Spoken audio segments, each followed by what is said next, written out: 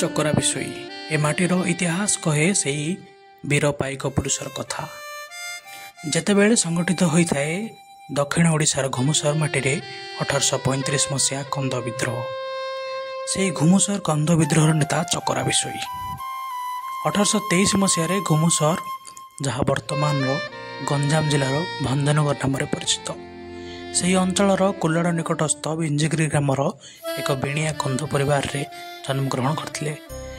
दोरा विषय इंग्रेज मान द्वारा बंदी होला परे तांकरी पुतुरा चकरा विषय इंग्रेज मान विरोध में इंग्रेज मान शासन विरोध में कंध जनजाति मान मन मध्य आंदोलन ध्वनि प्रज्वलित करथिले। कैप्सन मार्कफर्सन मेरिया प्रथा बा मेरिया बलि प्रथा उच्छेद आईन कंध मान को एकजुट करिवार चकरा विषय को एक नूतन खराक जोई देथिला। चकरा विषय कंध जनजाति मानक नहीं इंग्रेज मान विरुद्ध में सर्वदा स्वर उत्तोलन कर आसुथिले। इंग्रेज माने चकरा विषय दादा दोरा विषय को षड्यंत्र करी से माने बंदी करनेले। एहा परे से माने चकरा विषय को धरि पारि नथिले। तेणुकरी चकरा विषय नाम 3000 टंका पुरस्कार रखिथिले। जे चकरा विषय को धरि पारिबो ताकू 3000 टंका पुरस्कार दिया।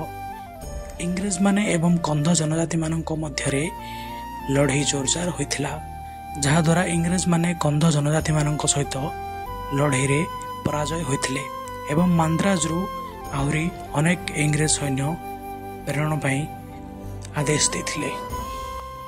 एथिला आम घुमुसर माटीर वीर पाइक पुओ चकरा विषय कहानी। ओडिशा स्वाधीनता संग्राम रे घुमुसर माटी को रक्षा करबा पई चकरा विषय अक्लांत परिश्रम एवं कंध जनजाति मानक नहीं इंग्रेज मान प्रति ज्वलंत भाव प्रतिष्ठा करने प्रतिशोध भाव प्रतिष्ठा करने चकरा विषय वीर चकरा विषय मुख्य लक्ष्य थिला। ए माटी आज भी मन पकाए चकरा विषय को। ए माटी आज भी गर्व करे चकरा विषय पाई।